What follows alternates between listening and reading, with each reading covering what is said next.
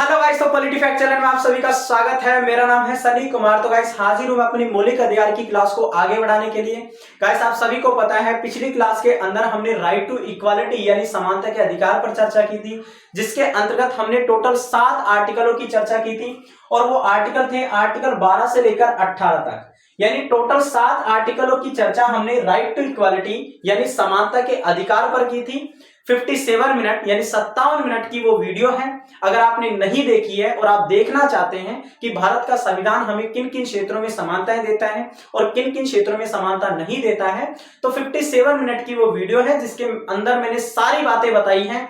आप जाकर देख सकते हैं अगर आप देखना चाहते हैं तो। ठीक है, आज की जो क्लास होने वाली है वो राइट टू फ्रीडम यानी स्वतंत्रता के अधिकार पर रहेगी कि भारत का संविधान हमें किन किन क्षेत्रों में स्वतंत्रता देता है और किन किन क्षेत्रों में स्वतंत्रता नहीं देता है।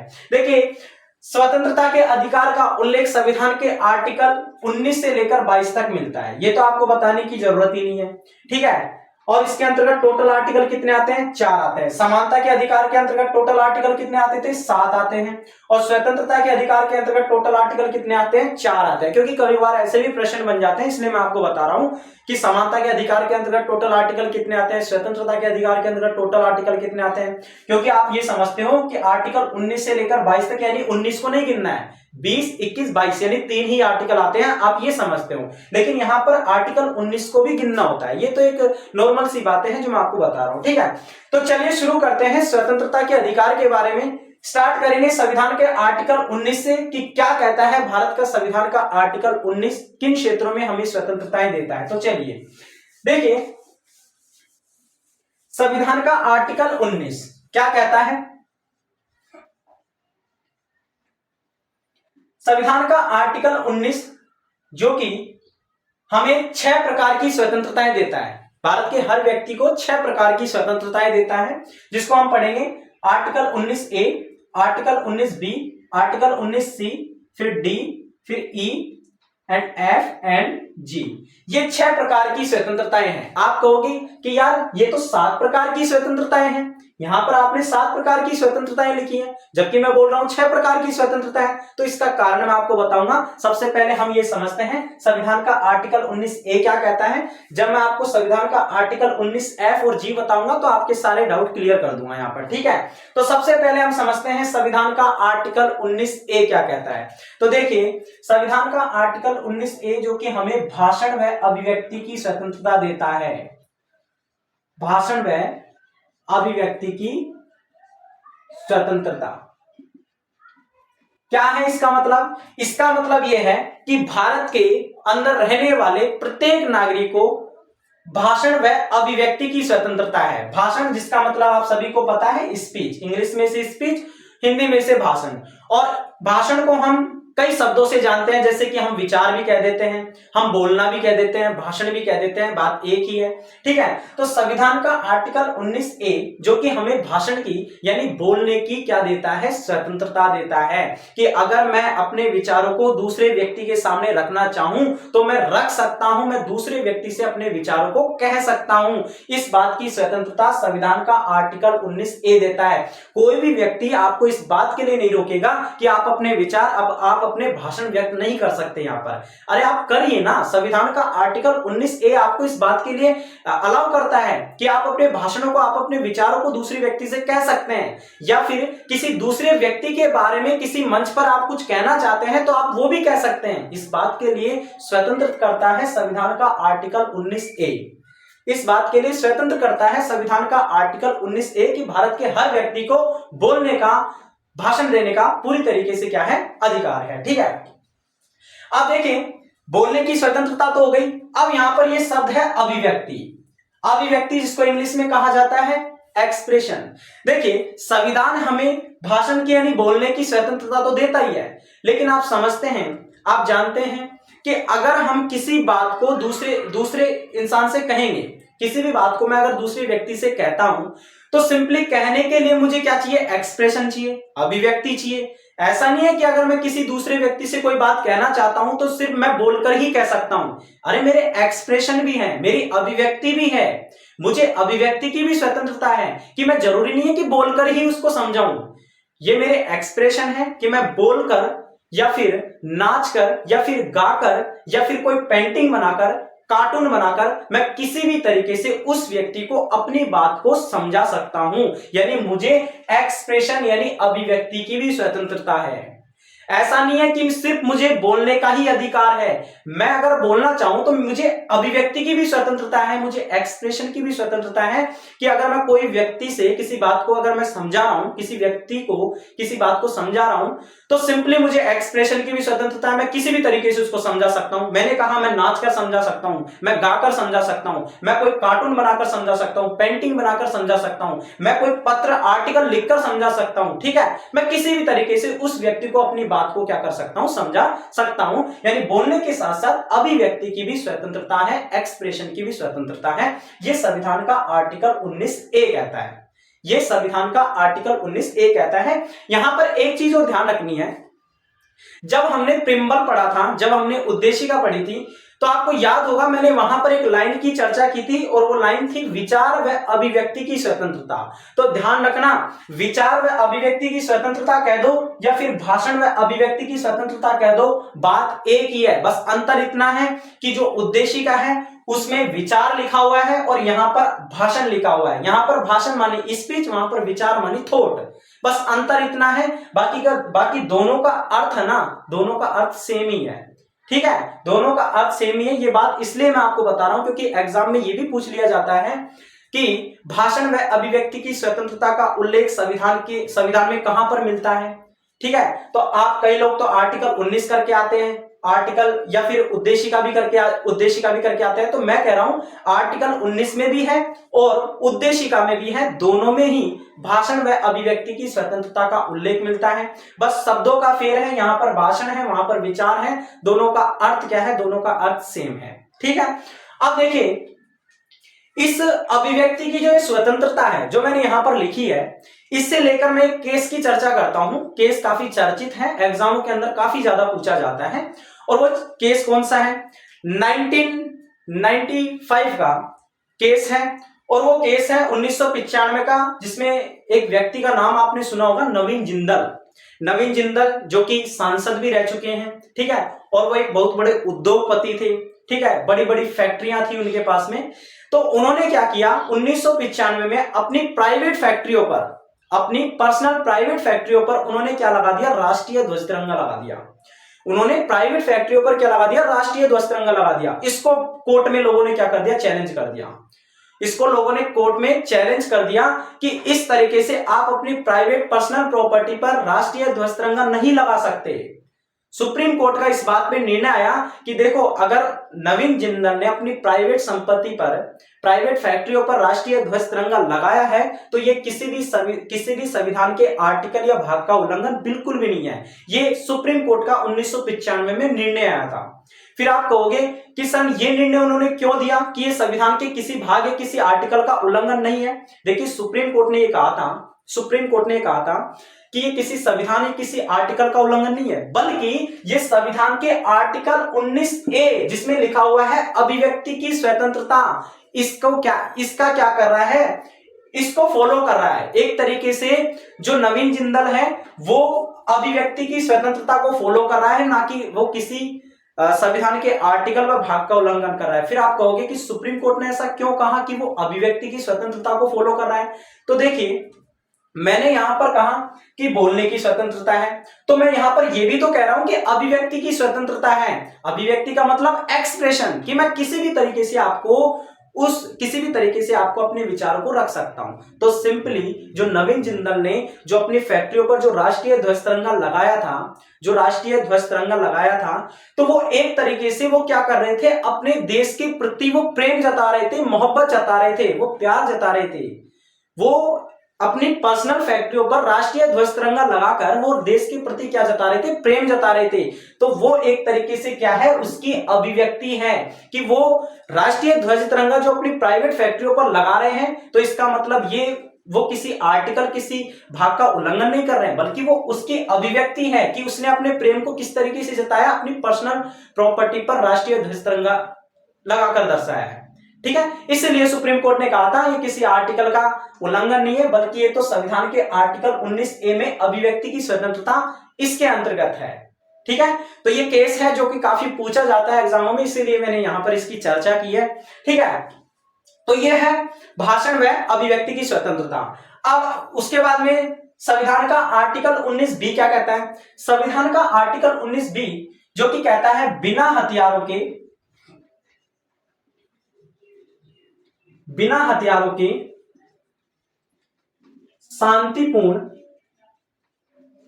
सम्मेलन की स्वतंत्रता। क्या है इसका मतलब? इसका मतलब है ये संविधान के आर्टिकल 19 बी की स्वतंत्रता है। क्या है कि बिना हथियारों के शांतिपूर्ण सम्मेलन की स्वतंत्रता, यानी कि आप एक सम्मेलन कीजिए, आप एक बैठक कीजिए, लेकिन आपके पास में क्या नहीं होनी चाहिए? हथियार नहीं होने चाहिए। ये संविधान का आर्टिकल 19 बी कहता है कि आप कोई दिक्कत की, संविधान कहता है कि आप एक बैठक कीजिए, आप एक सम्मेलन कीजिए, कोई दिक्कत नहीं है, लेकिन आपके पास में क्या नहीं होने चाहिए?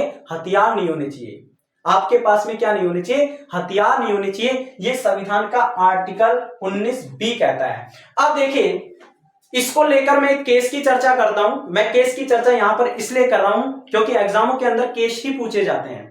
एग्जाम के अंदर जो केस होते हैं ना, जो सुप्रीम कोर्ट निर्णय देता है, वही ज्यादातर पूछे जाते हैं, इसलिए मैं जोड़कर ये सारी बातें यहां पर कर रहा हूं। तो देखिए, लिखा हुआ है बिना हथियारों के शांतिपूर्ण सम्मेलन की स्वतंत्रता। आप बैठक कीजिए, आप सम्मेलन कीजिए, आपके पास में क्या नहीं होने चाहिए? हथियार नहीं होने चाहिए। इसको जोड़कर एक केस है, और वो केस क्या है?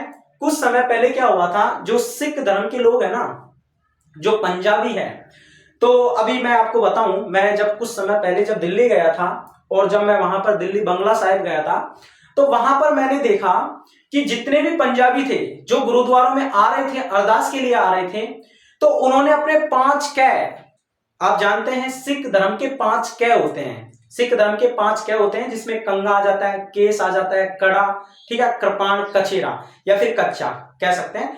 5 क्या होते हैं, यानी 5 वस्त्र होते हैं, उनको धारण करते हुए वो क्या करते हैं? गुरुद्वारों में अरदास के लिए प्रवेश करते हैं। ठीक है, ये उनके 5 क्या होते हैं, और ये 5 जो क्या है ना, जो 5 जो इनके वस्त्र हैं, इनको 5 क्या बोला जाता है। ठीक है, इनके जो ये 5 वस्त्र है ना, ये इनके धर्म में लिखा हुआ है कि जब ये गुरुद्वारा में अरदास के लिए आएंगे तो इनको 5 वस्त्र पहनने पड़ेंगे, यानी अपने 5 कै इनको क्या करने पड़ेंगे? पहनने पड़ेंगे। तो जब मैं गुरुद्वारा में गया तो मैंने वहां पर यही देखा कि जितने भी सिख धर्म के लोग जो अरदास के लिए आ रहे थे, उनके 5 वस्त्र उनके थे, जिसमें एक वस्त्र था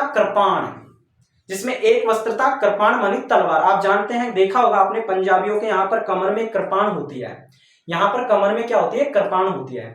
तो देखिए, जब सिख धर्म के लोग गुरुद्वारों में अरदास के लिए आते हैं, ठीक है, तो ऐसा लगता है जैसे हजारों की संख्या में लोग क्या करें? हथियार लेकर खड़े हैं।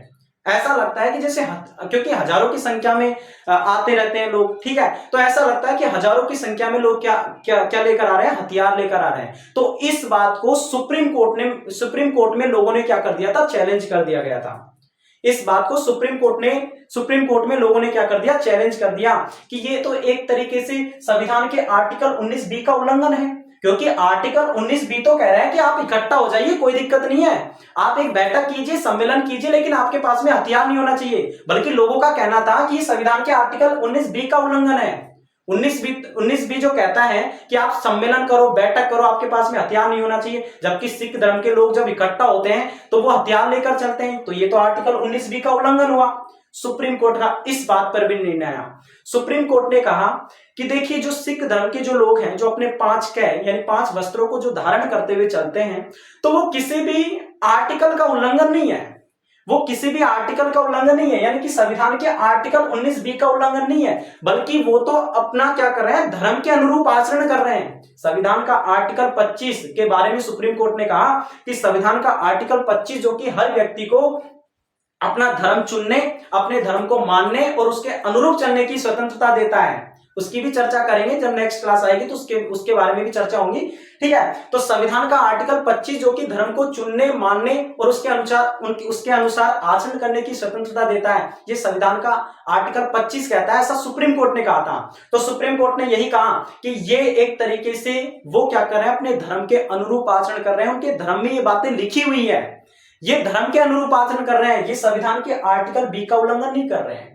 माना कि संविधान का आर्टिकल भी ये कहता है कि आप एक सम्मेलन करो, बैठक करो, आपके पास में हथियार नहीं होने चाहिए, लेकिन इसका मतलब ये थोड़ी ना है कि कोई दूसरा व्यक्ति अगर अपने धर्म के अनुरूप आचरण के हिसाब से वो हथियार है उसके धर्म में लिखा हुआ है कि वो हथियार लेकर चलेंगे, तो आप उसको कोर्ट में चैलेंज कर दोगे। ऐसी बात नहीं है, ऐसी बात नहीं है। वो एक अलग फंडा है, वो उसके धर्म के अनुरूप आचरण है। और ये संविधान का आर्टिकल 19 भी ये कहता है कि अगर आप ऐसे ही किसी स्थान पर मिलते हैं और आपके पास में हथियार होते हैं तो ये एक तरीके से वर्जित है। ये संविधान का क्या है, वोल्यूशन है। ये सुप्रीम कोर्ट ने निर्णय दिया था, काफी अच्छी तरीके से इस बात को क्या व्याख्या की थी इस बात की, ठीक है। तो यह है संविधान का आर्टिकल 19 बी।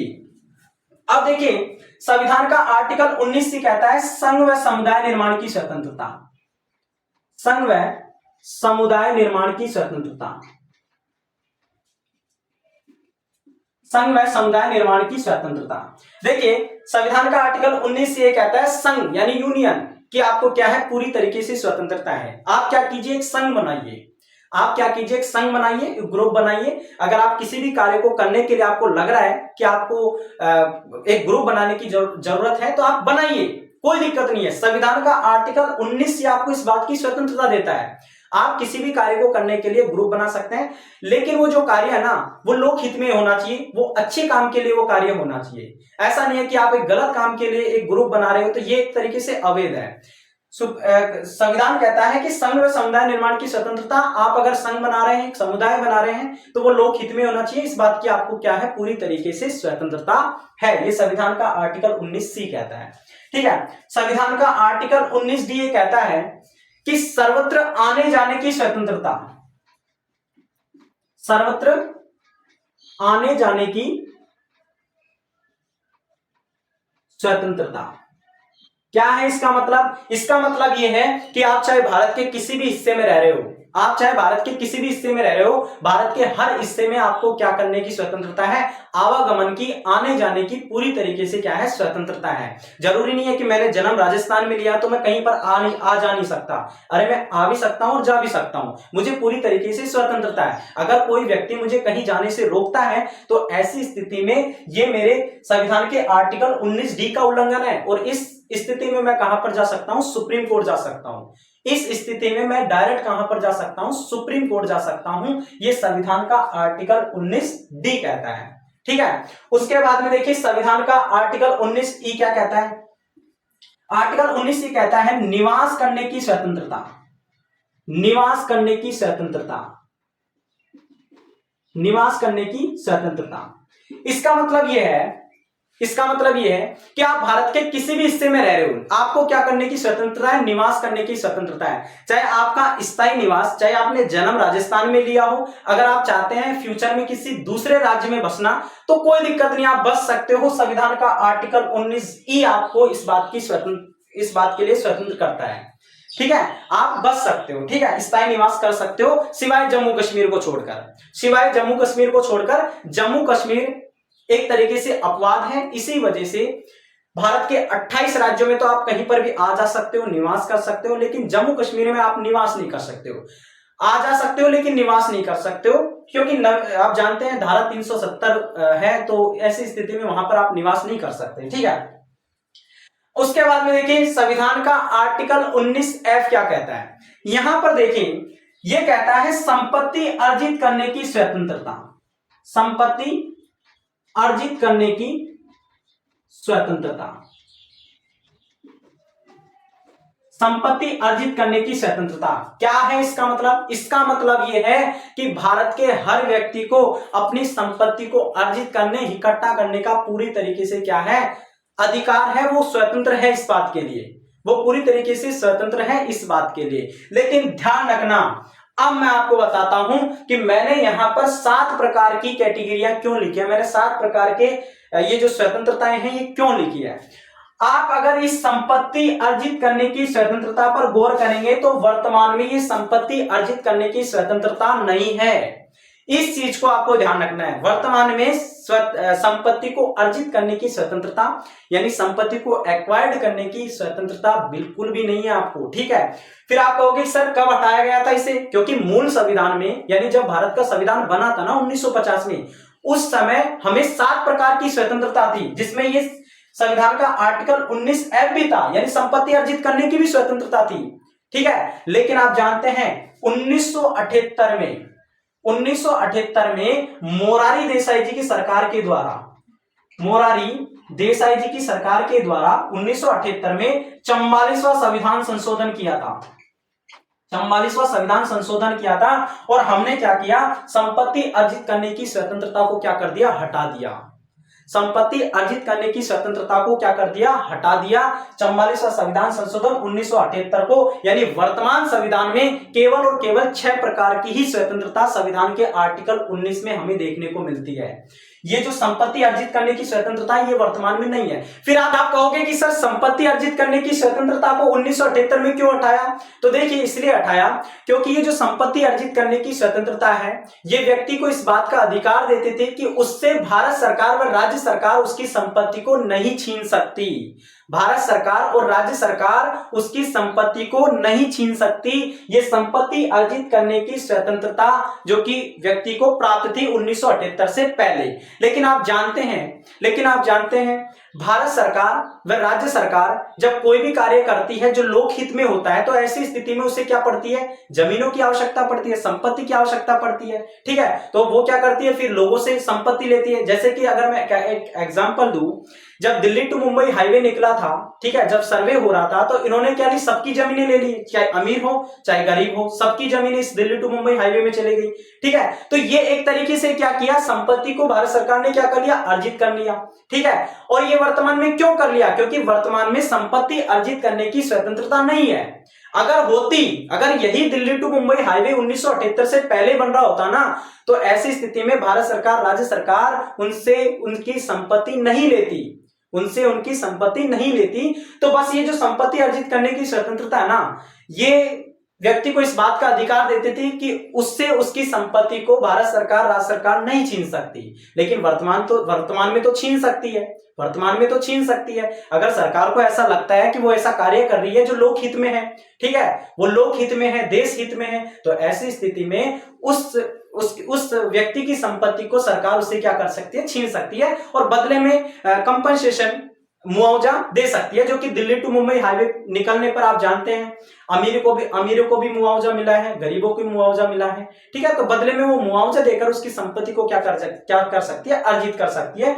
तो बस इसीलिए इस हाईवे के निकलने पर सरकार ने क्या ली, सबकी संपत्ति को ले ली। तो ये संपत्ति अर्जित करने की स्वतंत्रता वर्तमान में नहीं है, ठीक है। उसके बाद में देखिए यह है संविधान का आर्टिकल 19G क्या कहता है, देखिए वृत्ति व्यापार की स्वतंत्रता,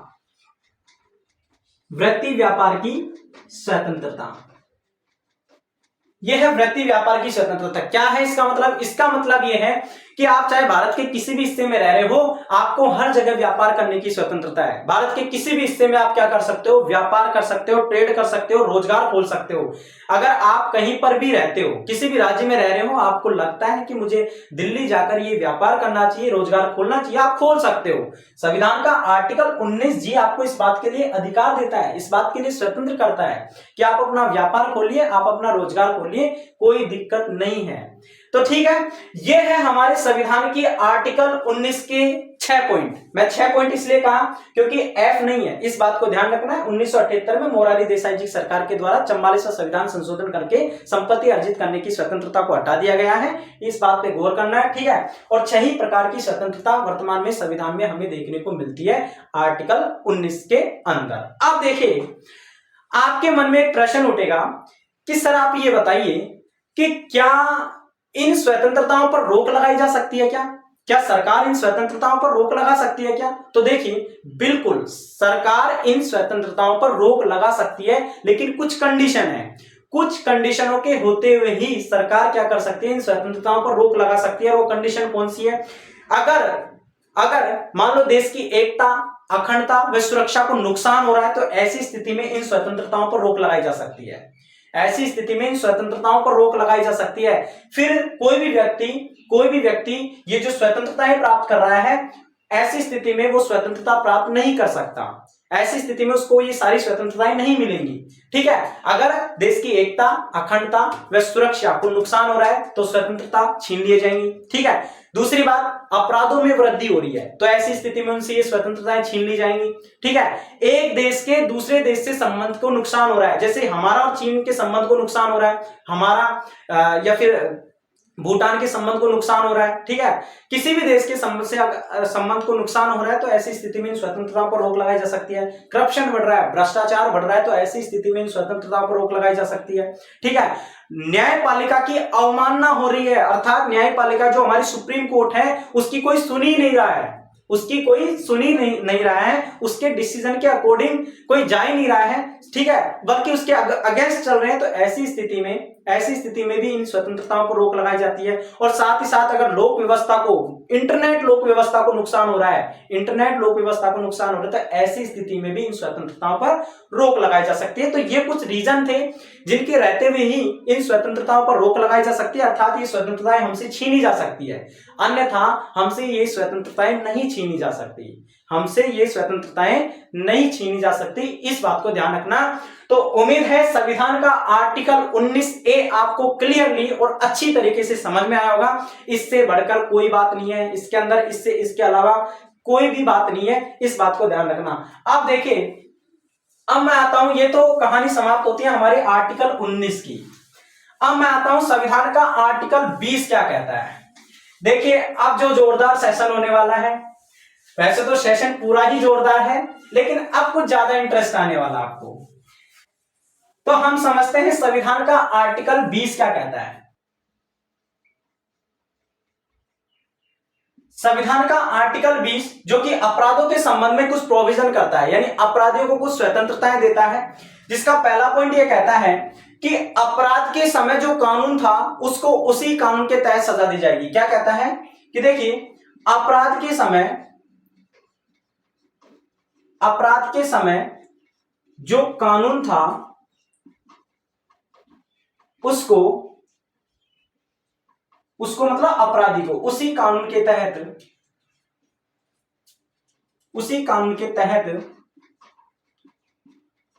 सजा दी जाएगी। क्या है इसका मतलब, मैं आपको एक एग्जांपल से बताता हूं, इससे आपको ये लाइन अच्छी तरीके से समझ में आ जाएगी। ठीक है, एग्जांपल क्या है कि मान लो किसी भी व्यक्ति ने 2015 में अपराध किया है, ये आपको मानकर चलना है, ये मेरा एक एग्जांपल है। ठीक है, कि मान लो किसी भी व्यक्ति ने 2015 में अपराध किया है, और ये भी मान लो कि अपराध में उसने क्या किया, किसी की हत्या किया। ठीक है, तो 2015 में जो हत्या के संबंध में कानून था वो ये था कि अगर कोई भी व्यक्ति किसी की हत्या करेगा तो उसको क्या मिलेगी, उम्र कैद की सजा मिलेगी। ये आपको मानकर चलना है कि 2015 में हत्या के संबंध में जो कानून था वो ये था कि अगर कोई भी व्यक्ति किसी की हत्या करेगा तो उसको क्या मिलेगी, उम्र कैद की सजा मिलेगी। यानी ये उस समय का कानून है जिस समय उस व्यक्ति ने क्या किया, अपराध किया। ठीक है, जैसे जैसे 2018 आया तो इस कानून में क्या कर दिए गए, बदलाव कर दिए गए। यानी 2015 का कानून तो ये कहता था कि कोई भी व्यक्ति किसी की हत्या करेगा तो उसे उम्र कैद की सजा मिलेगी। 2018 में इस कानून में क्या कर दिए गए, चेंजेस कर दिए गए कि अगर अब कोई भी व्यक्ति किसी की हत्या करेगा तो उसको उम्र कैद की नहीं बल्कि उसे फांसी की सजा मिलेगी। ठीक है, ये कानून चेंज कर दिया गया 2018 में। अब देखिए, जिस व्यक्ति ने 2015 में अपराध किया था, मान लो उसको 2020 में सजा मिल रही है, तो ध्यान रखना उसको जो 2020 में सजा मिलेगी ना, वो इस 2018 के नए कानून के हिसाब से नहीं मिलेगी, बल्कि जिस समय उसने अपराध किया है उस समय का कानून क्या कहता था, उसी कानून के तहत उसको क्या मिलेगी, सजा मिलेगी। तो अपराध उसने कब किया है, 2015 में, तो 2015 के कानून के हिसाब से ही उसको क्या मिलेगी, सजा मिलेगी। ठीक है, चाहे बाद में लाख कानून चेंज हुआ हो, उससे उसके ऊपर कोई फर्क नहीं पड़ता। ठीक है, बाद में कितना भी कानून चेंज हुआ हो कोई फर्क नहीं पड़ता, उसने जिस समय अपराध किया है उस समय का कानून क्या कहता था, ठीक है, उसी कानून के तहत उसको क्या मिलेगी, सजा मिलेगी। कहने का मतलब है कि इसे उम्र कैद की सजा मिलेगी, फांसी की सजा नहीं मिलेगी। ठीक है, तो यह है संविधान का आर्टिकल 20 का पहला पॉइंट। ठीक है, अब मैं आता हूं संविधान का आर्टिकल 20 का दूसरा पॉइंट क्या कहता है। देखिए, आर्टिकल 20 का दूसरा पॉइंट यह कहता है कि अगर किसी व्यक्ति ने एक अपराध किया है तो सजा भी उसे क्या मिलेगी, एक ही मिलेगी। क्या कहता है कि अगर किसी व्यक्ति ने एक अपराध किया है तो सजा भी उसे एक ही मिलेगी।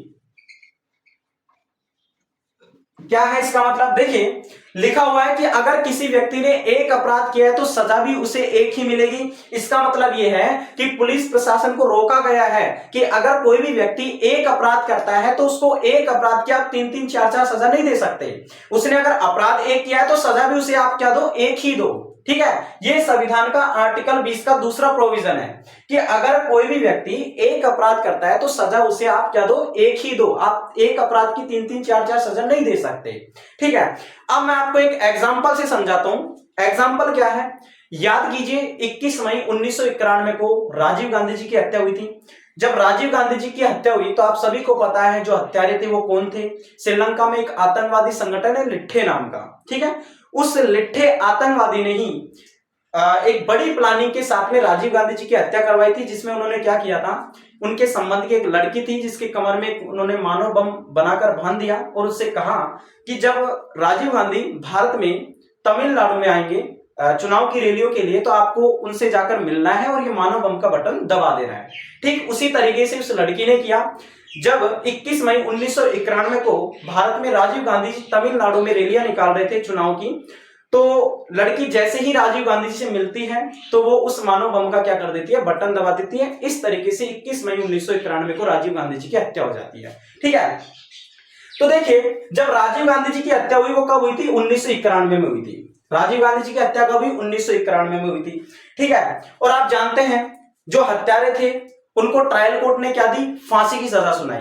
जो हत्यारे थे उनको ट्रायल कोर्ट ने फांसी की सजा सुनाई। ठीक है, वो उस ट्रायल कोर्ट के फैसले के विरुद्ध में कहां पर चले गए? मद्रास हाईकोर्ट में चले गए। जो अपराधी थे ट्रायल कोर्ट के फैसले के विरोध में कहां पर चले गए? मद्रास हाईकोर्ट में चले गए। मद्रास हाईकोर्ट ने भी उन्हें क्या दे दी? फांसी की सजा दे दी। ठीक है, उस मद्रास हाईकोर्ट के निर्णय के विरोध में कहां पर चले गए? सुप्रीम कोर्ट में चले गए। 2004 में वो कहां पर चले गए? सुप्रीम कोर्ट में चले गए। सुप्रीम कोर्ट ने भी इन्हें क्या दी?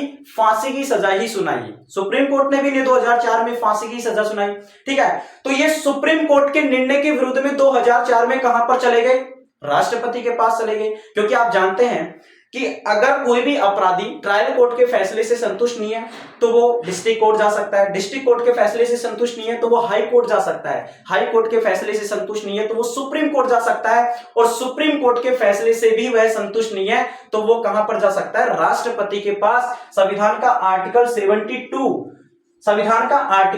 72 जो कि मर्सी पिटीशन की बात करता है, क्षमा याचिका की बात करता है कि जिस भी व्यक्ति को अगर सुप्रीम कोर्ट ने फांसी की सजा सुनाई है या फिर कोई और सजा सुनाई है तो वो उस सुप्रीम कोर्ट के निर्णय के विरोध में भी कहां पर जा सकता है? राष्ट्रपति के पास मर्सी पिटीशन लेकर जा सकता है, अर्थात क्षमा याचिका लेकर जा सकता है। और आर्टिकल 72 जो कि राष्ट्रपति को दया याचिका की एक पावर देता है कि वो किसी भी अपराधी को क्या कर सकता है? क्षमा कर सकता है। ठीक उसी तरीके से 2004 में उन अपराधियों ने क्या किया? उस सुप्रीम कोर्ट के निर्णय के विरोध में आर्टिकल 72 को फॉलो करते हुए कहां पर चले गए? राष्ट्रपति के पास चले गए। ठीक है, जब वो राष्ट्रपति के पास गए यानी राष्ट्रपति के पास में उन्होंने जाकर मर्सी पिटीशन लगाया तो राष्ट्रपति जी ने इस मर्सी पिटीशन का जवाब दिया 2011 में। राष्ट्रपति जी ने इस मर्सी पिटीशन का जवाब दिया 2011 में और कहा कि तुम्हें फांसी की सजा मिलनी ही चाहिए। यानी राष्ट्रपति ने भी उन्हें क्या दी? फांसी की सजा दी। ठीक है, तो देखिए जब राष्ट्रपति ने भी उन्हें 2011 में फांसी की सजा दी तो वो उस राष्ट्रपति के निर्णय के विरुद्ध में भी कहां पर चले गए? वापस मद्रास हाईकोर्ट में आ गए। 2011 में जब राष्ट्रपति ने भी उन्हें फांसी की सजा सुनाई तो वो 2011 में उस निर्णय के विरुद्ध में वापस कहां पर आ गए? मद्रास हाईकोर्ट में आ गए और मद्रास हाईकोर्ट ने उनकी फांसी की सजा पर रोक लगा दी। फिर आप कहोगे कि सर उनकी फांसी की सजा पर रोक क्यों लगाई मद्रास हाईकोर्ट ने? तो देखिए यही कारण है।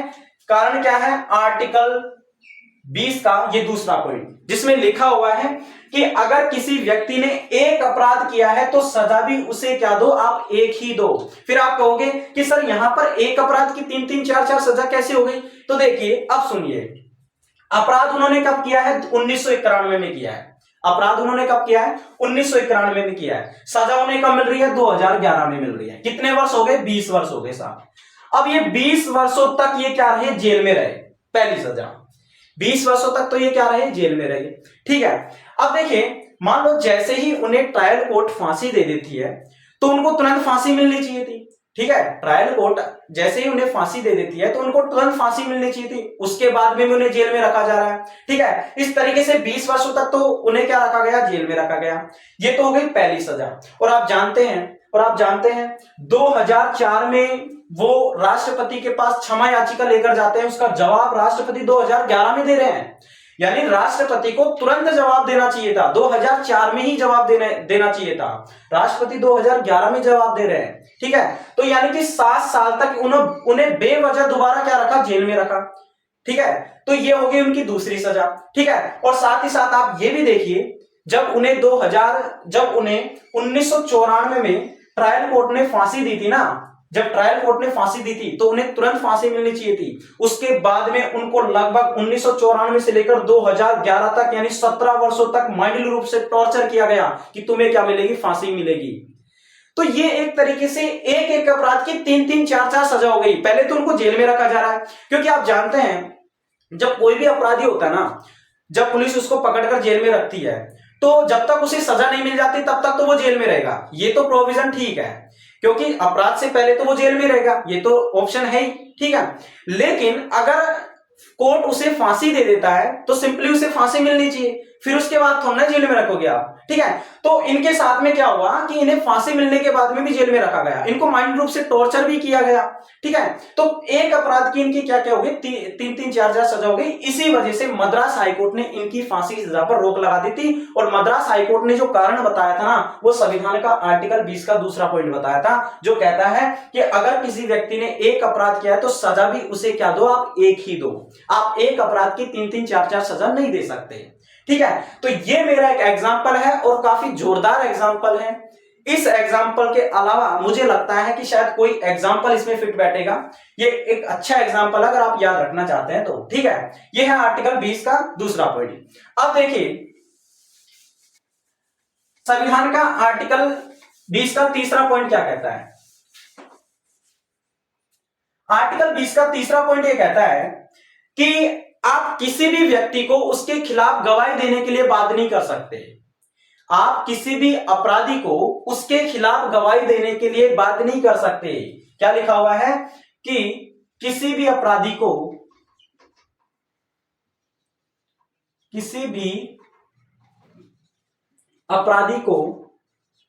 खिलाफ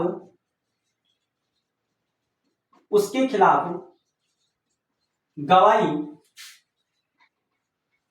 देने के लिए बाध्य नहीं कर सकते। क्या है इसका मतलब? इसका मतलब यह है कि पुलिस प्रशासन को रोका गया है कि अगर वो कोई भी अपराधी को पकड़ता है, किसी भी अपराधी को वो पकड़ता है तो उसको उसके खिलाफ गवाही देने के लिए बाध्य नहीं कर सकता, क्योंकि उसके खिलाफ वो जो प्रूफ लाएगा उसके आधार पर उसको अपराधी ठहराया जाएगा। ऐसा नहीं है कि उसको खुद के खिलाफ में गवाही देने के लिए उसे बाध्य किया जा रहा है, उसको मानवीय रूप से टॉर्चर किया जा रहा है। इसके लिए संविधान का आर्टिकल 20 का तीसरा ये प्रोविजन करता है कि किसी भी अपराधी को उसके खिलाफ गवाही देने के लिए आप बाध्य नहीं कर सकते। आप सभी को पता है सुप्रीम कोर्ट ने जो कुछ मशीनें ऐसी आती हैं जो सच बुलवाती है, कुछ मशीनें ऐसी आती है जो सच बुलवाती है, जैसे कि लाइट डिटेक्टर मशीन हो गई, ठीक है, नार्को टेस्ट हो गया, ब्रेन मैपिंग टेस्ट हो गया। ये मशीनें क्या है? ये मशीनें अपराधी को उसके खिलाफ गवाही देने के लिए बाध्य करती है। ठीक है, तो सुप्रीम कोर्ट ने इन मशीनों पर भी क्या लगा रखी है, रोक लगा रखी है कि कोई भी अपराधी के विरोध में इन मशीनों का उपयोग नहीं करेगा। और सुप्रीम कोर्ट ने एक अच्छी तरीके से व्याख्या की इस बात की और कहा कि देखो, अगर किसी व्यक्ति ने महिलाओं के विरुद्ध में, अगर किसी व्यक्ति ने देश के विरुद्ध में अपराध किया है तो ही इन मशीनों का उपयोग उसके ऊपर किया जा सकता है, तो ही इन मशीनों का उपयोग किया जा सकता है, अन्यथा किसी भी अपराध में इन मशीनों का उपयोग किसी भी व्यक्ति के ऊपर नहीं किया जा सकता। ये सुप्रीम कोर्ट ने काफी अच्छी तरीके से व्याख्या की थी कुछ समय पहले। ठीक है, ये है संविधान का आर्टिकल 20 का तीसरा पॉइंट। उम्मीद है आर्टिकल 20 के तीनों पॉइंट अच्छी तरीके से समझ में आए होंगे। अब मैं आता हूं आर्टिकल 20 के बाद में आर्टिकल 21 क्या कहता है। देखिए संविधान का आर्टिकल 21 जो कि भारत के हर व्यक्ति को जीने का अधिकार देता है, राइट टू लाइफ की बात करता है, जीने का अधिकार। देखिए आर्टिकल 21 भारत के हर व्यक्ति को जीने का अधिकार देता है, यानी आप मर नहीं सकते, आप ना तो स्वयं मर सकते हैं ना आपको कोई मार सकता है। आप लोग जानते हैं जब कोई भी व्यक्ति खुद में खुद फांसी लगाने की कोशिश करता है या फिर किसी भी व्यक्ति को कोई मार देता है तो ऐसी स्थिति में उनके खिलाफ में तुरंत कार्रवाई होना शुरू हो जाती है, क्योंकि संविधान का आर्टिकल 21 हमें जीने का अधिकार दे रहा है, हमें मरने का अधिकार नहीं दे रहा है। और आप लोग ये भी जानते हैं जब कोई भी व्यक्ति फांसी लगाने की कोशिश करता है, ठीक है, और जब वो फांसी लगा लेता है तो कोई दिक्कत ही नहीं है, क्योंकि मर गया तो उसके खिलाफ में क्या कार्रवाई होनी है। लेकिन अगर वो बच गया, घर वालों ने उसे बचा लिया, तो ध्यान रखना आईपीसी इंडियन पेनल कोड की धारा है एक 309 के तहत उसको क्या ले जाएगी, पुलिस गिरफ्तार करके ले जाएगी। अगर कोई भी व्यक्ति आत्महत्या यानी कि खुद में खुद फांसी लगाने की कोशिश करता है, मरने की कोशिश करता है, तो आईपीसी इंडियन पेनल कोड की धारा 309 के तहत उसको क्या ले जाएगी, पुलिस गिरफ्तार करके ले जाएगी। तो ध्यान रखना, फांसी लगाने से पहले एक बार सोच लेना, ठीक है।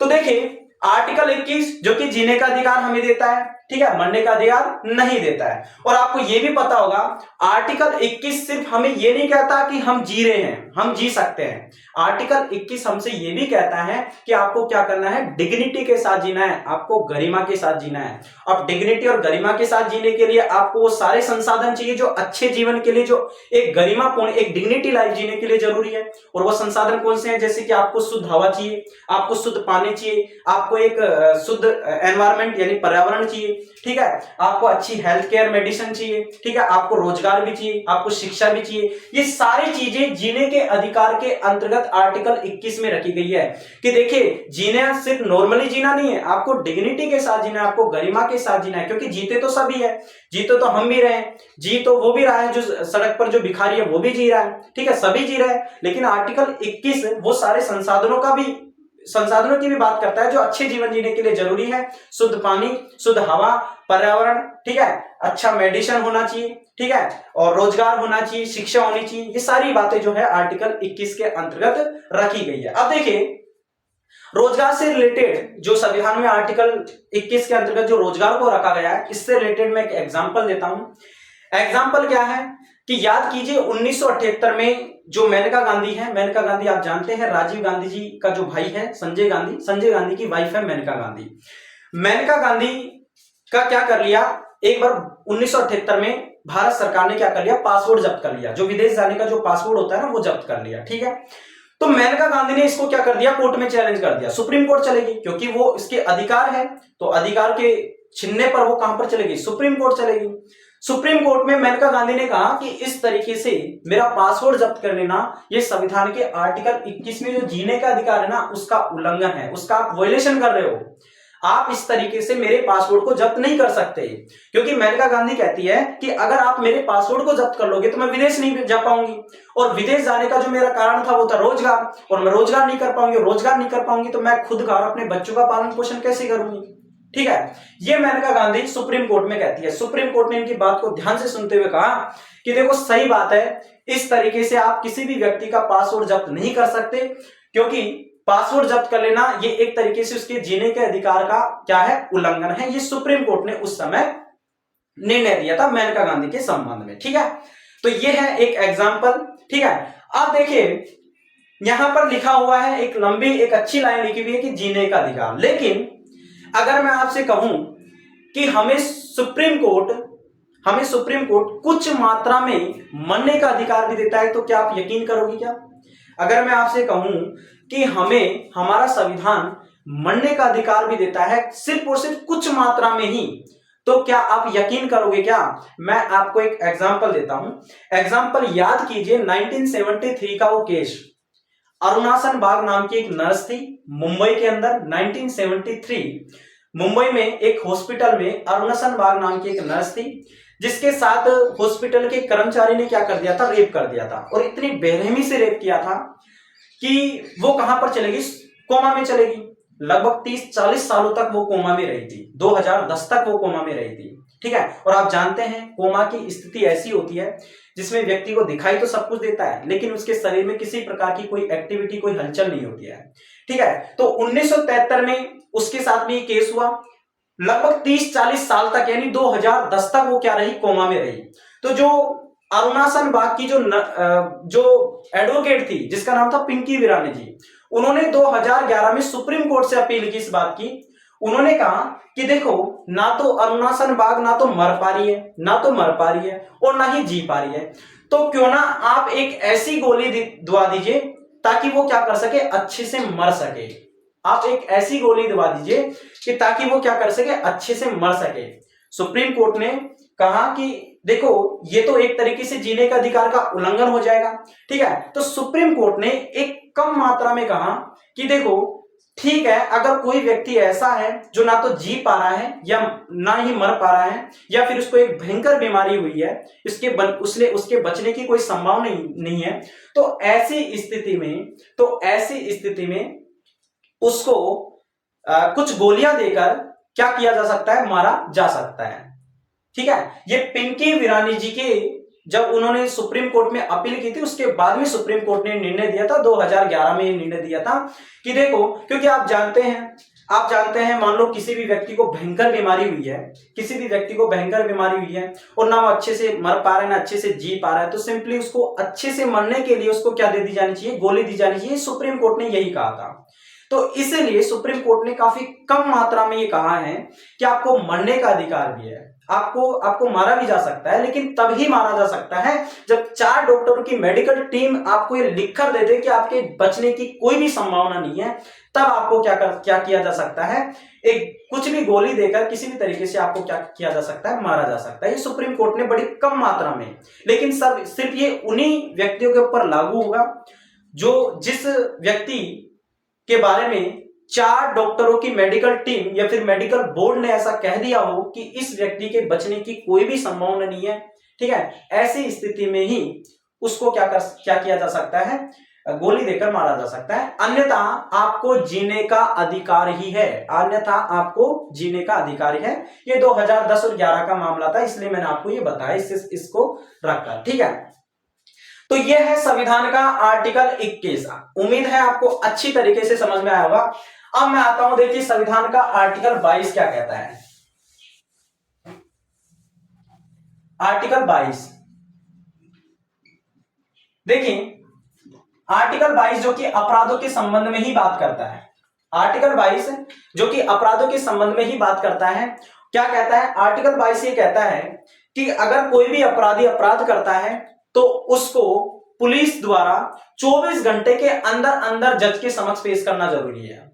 यह संविधान का आर्टिकल 22 कहता है। क्या कहता है कि अगर कोई भी व्यक्ति ने अपराध किया है तो 24 घंटे के अंदर अंदर उसको जज के समक्ष पेश करना जरूरी है। अगर जज के समक्ष पेश नहीं करोगे तो सिंपली आप जानते हैं, देखिए मैं आपको बड़ी ही स्पष्ट तरीके से इसको समझाता हूं।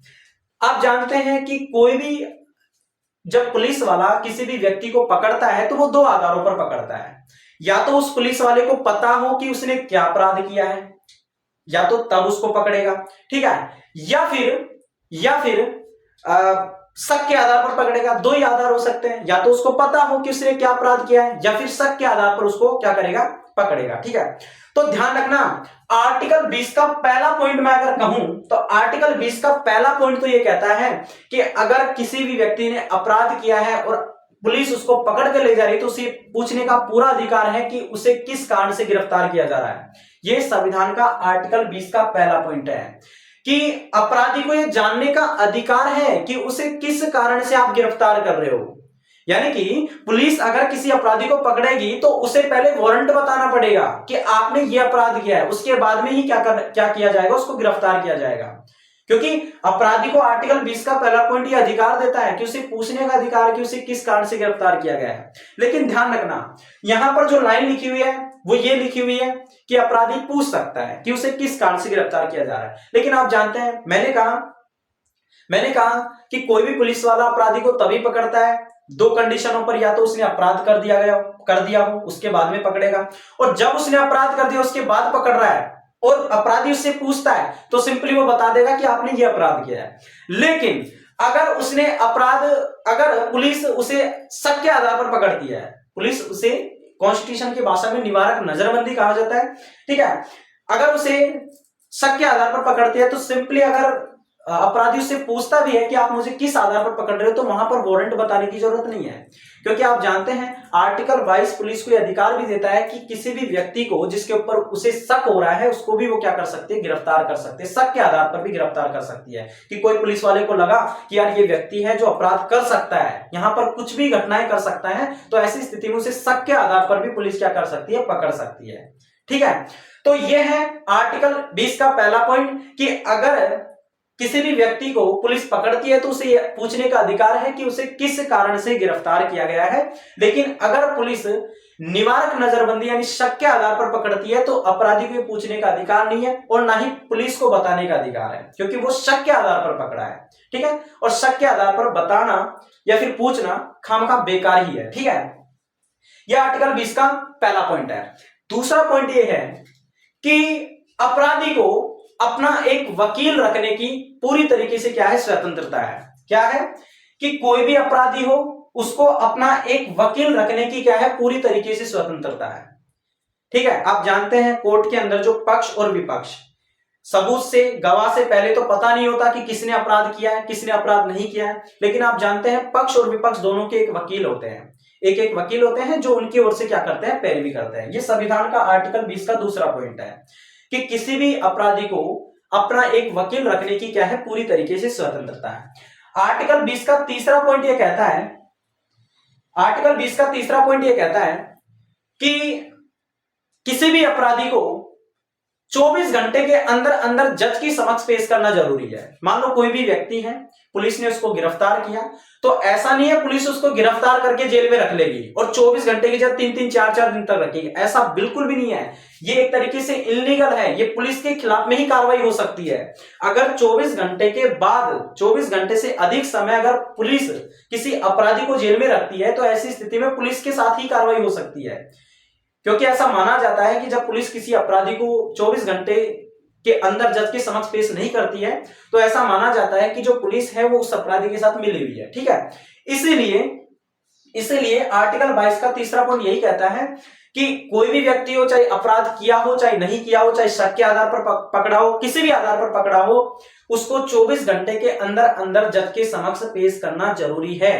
ठीक है, और ध्यान रखना कुछ पुलिस वाले जो होते हैं ना, निठल्ले भी होते हैं, मतलब ऐसा वो कहते हैं ना, लेजी टाइप के भी होते हैं, आलसी टाइप के भी होते हैं। वो जैसे कि आज सुबह उन्होंने किसी अपराधी को पकड़ा और वो सोचते हैं कि यार कोई बात नहीं, कल सुबह 9 बजे तक छोड़ेंगे, क्योंकि 24 घंटा तो 10 बजे होगा ना, सुबह 10 बजे होगा, 24 घंटा तो कंप्लीट। ठीक है, तो वो समझते हैं कि यार कोई नहीं, 9 बजे यहाँ पर 23 घंटे तो रखते हैं, 9 बजे के बाद में जब 24 घंटा होगा तो आधे घंटे के अंदर अंदर हम क्या कर लेंगे, कोर्ट के अंदर उसको पेश कर देंगे। ठीक है, अगर मान लो किसी भी अपराधी ने ये सोचा कि जैसे कि आज 10 बजे उसको लेकर आए, अपराधी को जेल में डाला और अगले दिन के 9 बजे वो किसी अपराधी को कोर्ट में लेकर जा रहा है और मान लो ट्रैफिक हो गया, ट्रैफिक में 3 घंटे लग गए, तो ऐसी स्थिति में क्या होगा, तो ध्यान रखना, अगर कोई भी पुलिस वाला किसी अपराधी को जैसे कि आज सुबह 10 बजे लाया और 9 बजे छोड़ने के लिए जा रहा है और 3 घंटे का ट्रैफिक हो गया बीच में, तो ध्यान रखना ये जो 3 घंटे का जो ट्रैफिक है ना, ये नहीं गिना जाएगा।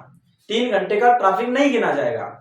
आपको सिर्फ इतना ही गिनना है कि आपको क्या करना है, उस अपराधी को जैसे ही आप लाए हो तो आपको कोर्ट के समक्ष पेश करना है। जो बीच का समय है उसको नहीं गिना जाता इसके अंदर। ठीक है, ये है संविधान का आर्टिकल 20 का पहला पॉइंट, दूसरा पॉइंट और तीसरा पॉइंट। उम्मीद है अच्छी तरीके से समझ में आया होगा। और देखिए, पॉलिटी के साथ साथ हम कुछ कानूनी बात भी करेंगे, जैसे कि किस तरीके से अपराधी को पकड़ा जाता है, क्या उसकी स्थिति होती है, किस तरीके से इसको जेल में पुलिस रिमांड क्या होता है, जेल पुलिस क्या होती है, आईपीसी, सीआरपीसी, सीपीसी की धाराएं क्या होती है। ठीक है, किस तरीके से अपराधी को जेल में रखा जाता है, उसकी क्या क्या सुविधाएं होती हैं। ठीक है, ये सारी बातें कि एक अपराधी को किस तरीके से फांसी दी जाती है, सारी बातें है ना, हम आने वाली क्लासों के अंदर कर लेंगे। जैसे जैसे टाइम मिलेगा वैसे वैसे हम क्लास अपलोड करते रहेंगे यूट्यूब पर। देखिए, एक यहाँ पर बड़ी समस्या ये है कि आपको लगता है कि मेरी क्लासें लंबी हो जाती है, तो ध्यान रखो, मैं लंबी क्लासें इसलिए देता हूं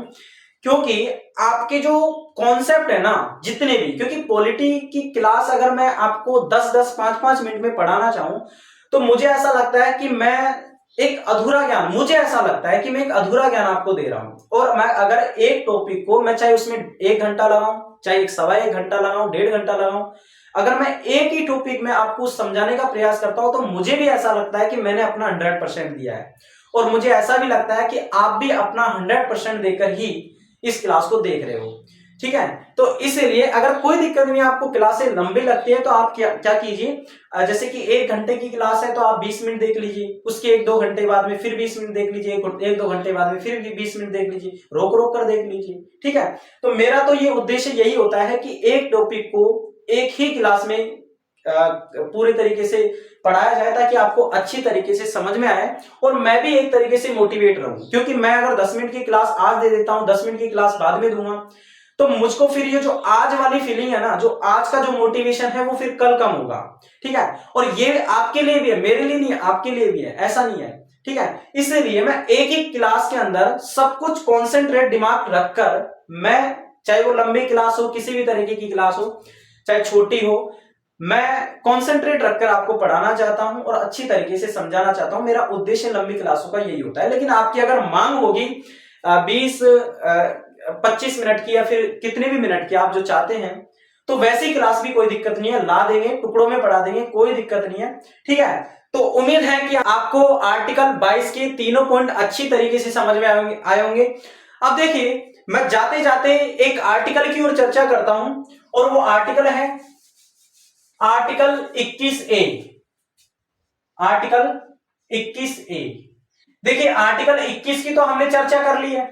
आर्टिकल 21 जो कि भारत के हर व्यक्ति को जीने का अधिकार देता है, आर्टिकल 21 जो कि भारत के हर व्यक्ति को जीने का अधिकार देता है। और साथ ही साथ आर्टिकल 21 ये भी कहता है कि आपको डिग्निटी के साथ जीना है, आपको गरिमा के साथ जीना है, यानी कि वो सारे संसाधन भी आपको मिलने चाहिए जो एक अच्छे जीवन जीने के लिए जरूरी है। जैसे कि आपको शुद्ध हवा चाहिए, आपको पानी चाहिए, आपको रोजगार चाहिए, आपको शिक्षा चाहिए, ठीक है, आपके हेल्थ केयर के लिए अच्छा मेडिसिन चाहिए। ठीक है, ये सारी चीजें भी, इन सारी बातों का उल्लेख भी संविधान का आर्टिकल 21 करता है। लेकिन मैं बात कर रहा हूं संविधान के आर्टिकल 21A की, जो कि क्या कहता है कि भारत के हर व्यक्ति को क्या है, शिक्षा का अधिकार है, शिक्षा का अधिकार। देखिए संविधान का आर्टिकल 21 जो कि शिक्षा के अधिकार की बात करता है। देखिए 2002 में याद कीजिए जब 86वां संविधान संशोधन हुआ था, 86वां संविधान संशोधन, कॉन्स्टिट्यूशनल अमेंडमेंट किया गया था 2002 में। और उस समय जो देश की सरकार थी वो थी अटल बिहारी वाजपेयी जी की। अटल बिहारी वाजपेयी जी के द्वारा संविधान के अंदर 86वां संविधान संशोधन किया गया था। ठीक है, और देखिए अटल बिहारी वाजपेयी जी की सरकार के द्वारा एक आयोग का गठन किया गया था और उस आयोग का नाम था संविधान समीक्षा आयोग। संविधान समीक्षा आयोग, संविधान समीक्षा आयोग। इस आयोग का काम था कि संविधान की क्या करना, समीक्षा करना, यानी ये देखना कि संविधान में कहां पर कमी है। 2002 में 86वां संविधान संशोधन करके अटल बिहारी वाजपेयी जी के द्वारा एक संविधान समीक्षा आयोग का गठन किया गया था, जिसका काम ये था कि ये देखना कि संविधान में कहां पर कमी है। ठीक है, और जब ये संविधान समीक्षा आयोग, आप जानते हैं संविधान समीक्षा आयोग के जो अध्यक्ष थे वो थे एम.एन. वेंकट चलैया जी, जो कि उस समय के सुप्रीम कोर्ट के मुख्य न्यायाधीश थे, पूर्व मुख्य न्यायाधीश रह चुके थे। उनके अध्यक्षता में संविधान समीक्षा आयोग बनाया गया था। ठीक है, तो जब इस संविधान समीक्षा आयोग ने अपनी सिफारिशें दी तो इन्होंने कहा कि देखिए संविधान के आर्टिकल 21A में शिक्षा का अधिकार होना चाहिए, यानी कि आर्टिकल 21A जो कि 6 से 14 वर्ष के आयु को, 6 से 14 वर्ष के आयु को निःशुल्क शिक्षा की बात करता है, निःशुल्क शिक्षा की बात करता है कि 6 से 14 वर्ष के आयु के बच्चों को सरकार क्या करेगी, निःशुल्क शिक्षा उपलब्ध करवाएगी। ये संविधान का आर्टिकल 21A शिक्षा के अधिकार के अंतर्गत ही रखा गया है, क्योंकि आप जानते हैं एक अच्छे जीवन जीने के लिए शिक्षा जरूरी है। ठीक है, इसीलिए संविधान के आर्टिकल 21A में ही इसको ऐड किया गया है। संविधान समीक्षा आयोग की सिफारिश पर 2002 में 86वां संविधान संशोधन हुआ था अटल बिहारी वाजपेयी जी की सरकार के द्वारा, जिसमें 6 से 14 वर्ष के आयु को निःशुल्क शिक्षा उपलब्ध कराने की बात की गई थी। ठीक है, और आप जानते हैं वर्तमान में शिक्षा के अधिकार में ही ये है कि 6 से 14 वर्ष की आयु को निःशुल्क शिक्षा प्राप्त होती है, आप सभी को पता है। ठीक है, तो यह है संविधान का आर्टिकल 21 है। तो इसी के साथ हमारी ये क्लास समाप्त होती है। आज की इस क्लास के अंदर हमने स्वतंत्रता के अधिकार के अंतर्गत आर्टिकल 19 से लेकर 22 तक 4 आर्टिकलों की चर्चा काफी जोरदार तरीके से की है, काफी अच्छी तरीके से मैंने समझाने का प्रयास किया है। ठीक है, तो मिलते हैं नेक्स्ट क्लास के अंदर, तब तक के लिए जय हिंद, जय Bharat, take care, bye bye.